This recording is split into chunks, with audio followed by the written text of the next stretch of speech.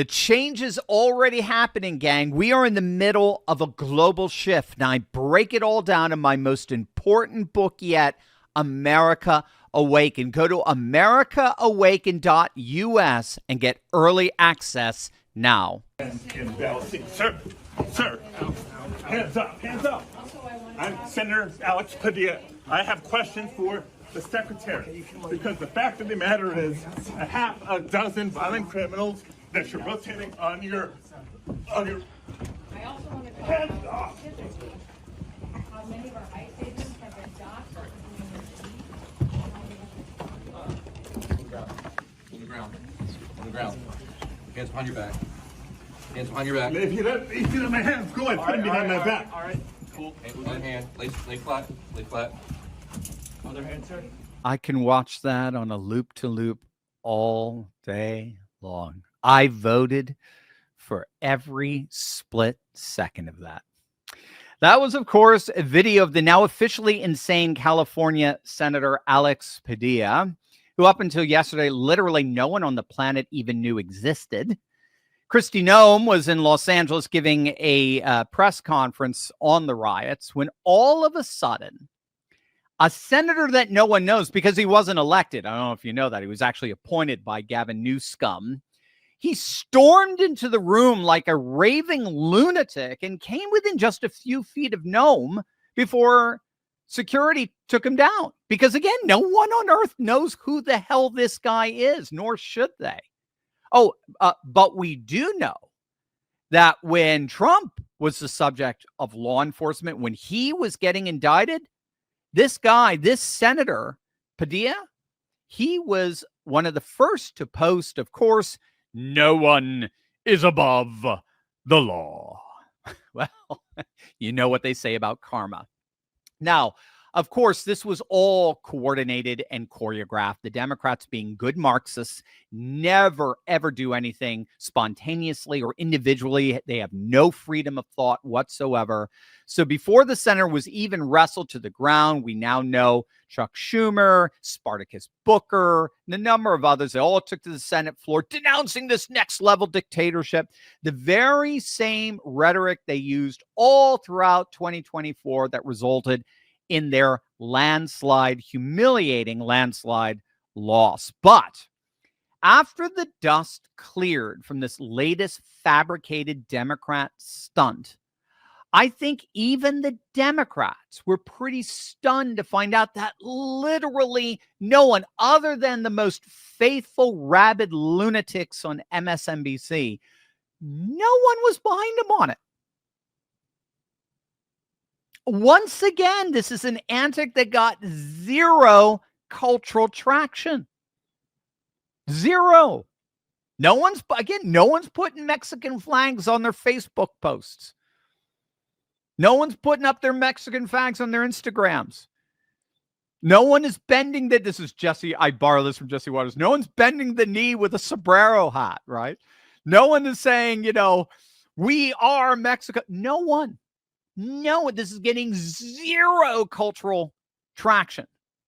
And that even includes their mouthpieces in the legacy media. Check this out.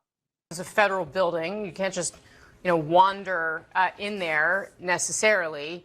What reporting do you have, and how should we, in your view, be analyzing how we're seeing these agents respond? Well, it's easy to think about this as one incident, but actually from a law enforcement perspective, we're really looking at three separate incidents that happened within a short period of time. First, you have the DHS secretary who is addressing the press. This was not a Q&A period, and she's interrupted. She's interrupted by someone who is speaking very loudly, and so her security detail confronts what we obviously now know to be the senator, and at that point, he is now going to be escorted out. You can't interrupt something like that that's already in progress without having those consequences. But the second incident, in my view, happens the moment as officers are trying to lead him out, he then turns and walks back towards kind of into those agents. At that point, from a security detail perspective, we're taking this person out against their will. We've asked the person, and again, this is all happening very quickly, but the moment he then turns into them, they realize this is not someone who is going to comply.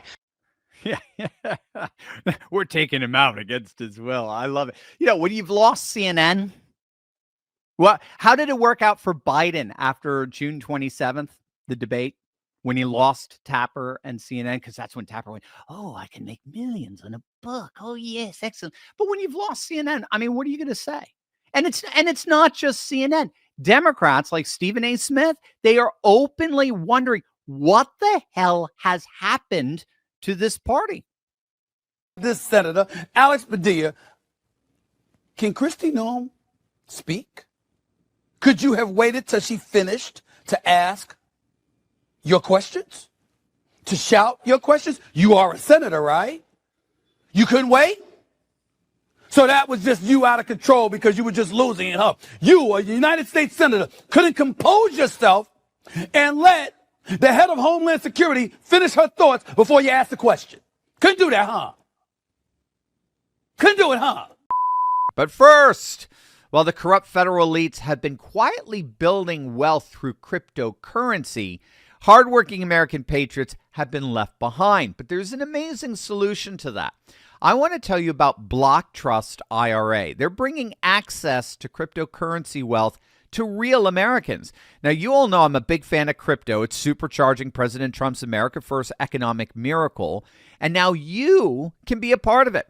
I partnered with Block Trust IRA because their mission perfectly aligns with President Trump's Make America Great Again agenda, smashing down the barriers between loyal patriots and the financial freedom they deserve. Their Animus AI trading platform works 24/7, analyzing market data and executing advanced crypto strategies that are beyond simply buy and hold, helping true American patriots build impressive wealth in Trump's historic economic boom.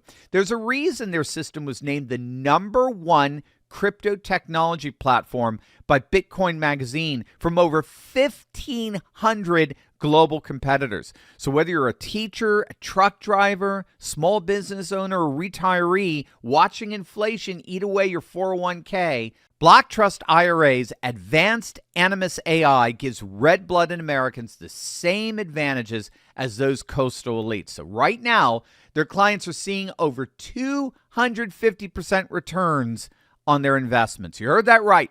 250% returns. And with military-grade scrutiny, investments are protected by up to $200 million in insurance. So what are you waiting for? Visit TurleyTalksCrypto.com and find out how they can help you join the Trump Crusade financial revolution that's finally giving forgotten Americans access to the greatest crypto wealth opportunity in history. For a limited time, they're offering my viewers up to $2,500 in bonus crypto when you open an account. That's absolutely amazing. So do not wait on this. Crypto created 80,000 new millionaires last year. Why not you be next? Visit TurleyTalksCrypto.com. That's TurleyTalksCrypto.com, making retirement great again. I lost Steve. Oh, come on, Steve. Come on over. The water's great in MAGA. Come on. Now, unfortunately for the Democrats, losing CNN and losing Stephen A. Smith is really the least of their worries. We have a whole slew of new polling that came out this week, and I'm just going to say it. I'm going to be blunt. Every single one of them, each one separately, but all of them collectively, they all together spelled the same thing. This week has been an unmitigated disaster for the Democrat. Disaster doesn't even begin to describe it. And then just think about all the propaganda that was at their backs all throughout the week. Again, from CNN and MSNBC and ABC and NBC, with all the 24/7 propaganda that nobody listens to anymore because it's the post-Biden media, right?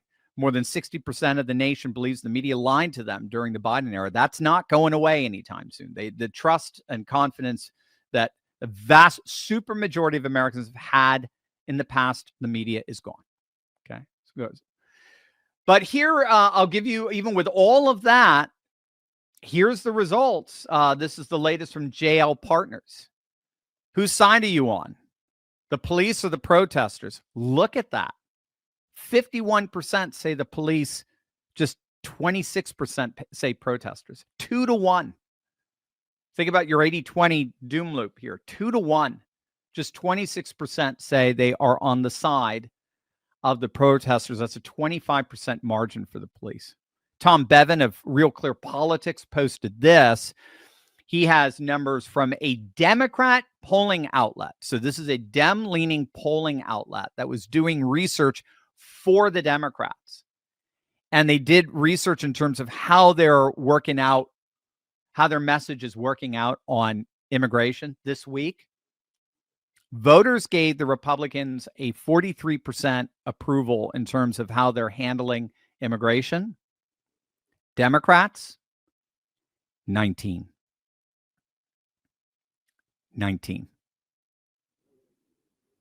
54% disapprove of Republicans, 77%, almost 80%, almost 8 in 10 disapprove of the Democrats' handling of immigration. So Republicans were 11 underwater because 54% disapproved and only 43% approved. So they were 11 underwater. But Democrats were underwater by freaking 58. Nearly 11 versus minus 60. Here's another one from JL Partners.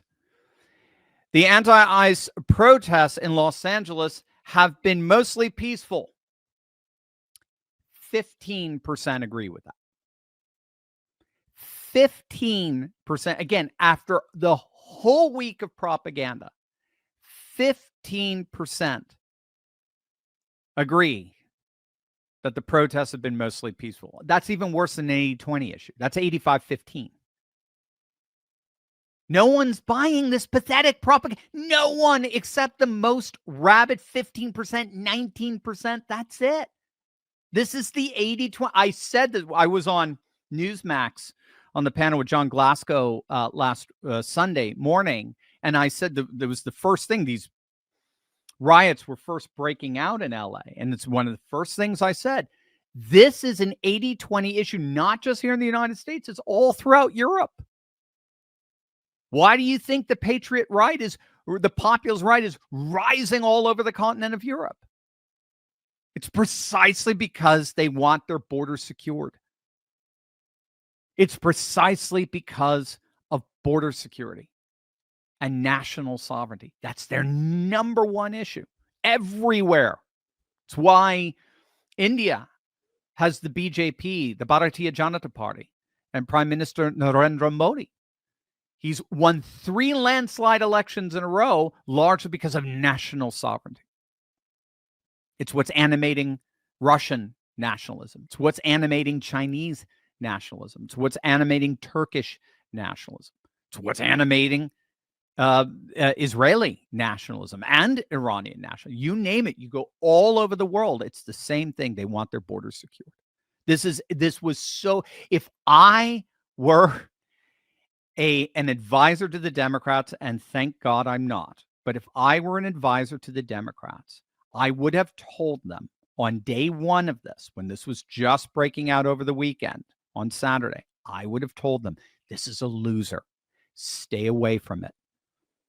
Marginalize and isolate these rioters. Do not embrace them. Say, we are all for, like Fetterman is trying to do, we are all for border security, but we don't want to do it this way. But they can't. I mean, I would have said that, and then I would have said, yeah, but then you blew that over the last 4 years when you had the border wide open. You brought 12 million illegal migrants into the nation, 3 million per year, 8,000 per day. I mean, it's, 250,000 every, every quarter. I mean, it's just, what do you blew it. You blew it. You've got no credibility on this issue. Moreover, let's go back to Rasmussen.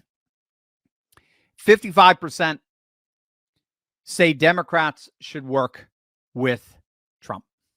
55% of the population want the Democrats to proactively work with Trump. That's a very clear majority.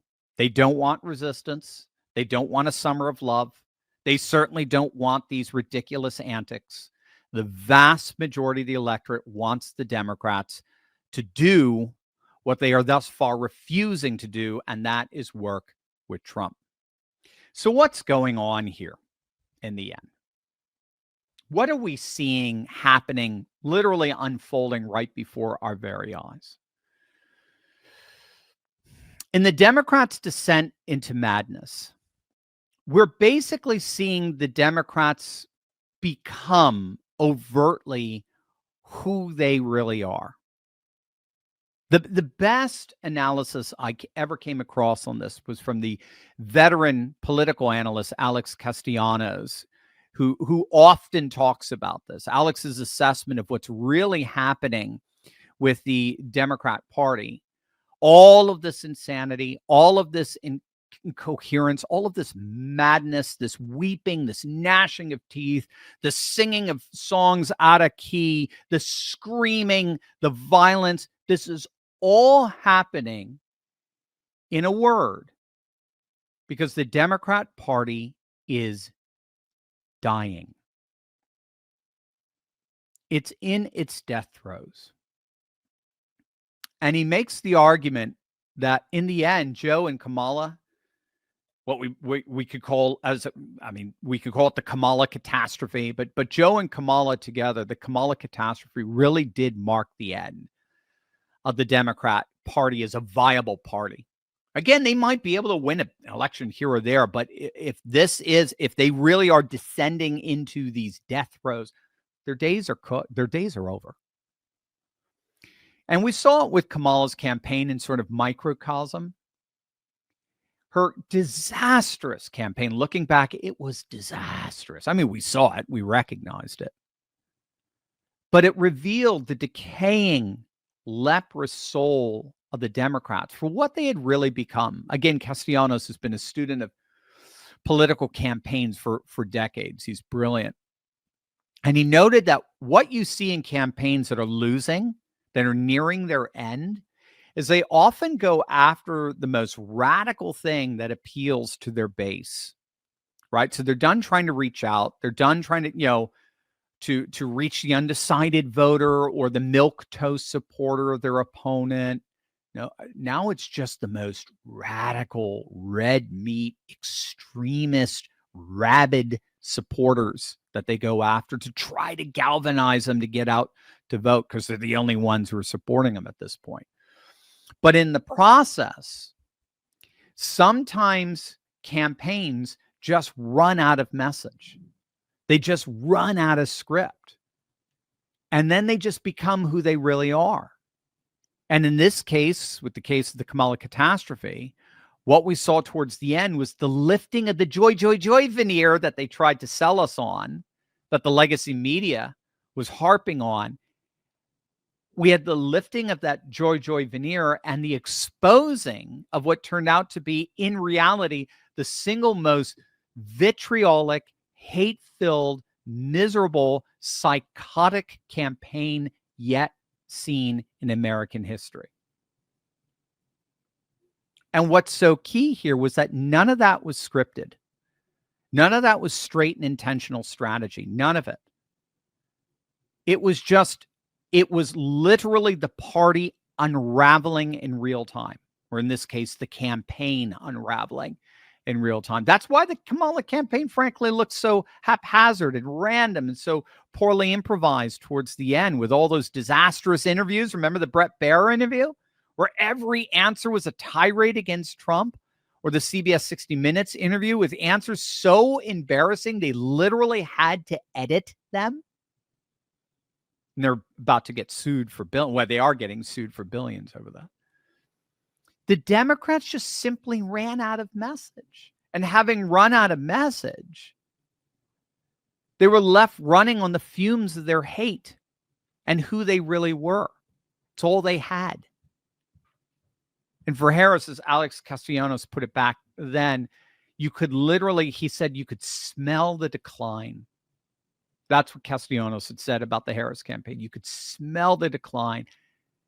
Now he is saying that decline, that decay, dare I say, that decomposition that putrid odor is indicative of the whole of the Democrat Party itself. They have no issues, literally none.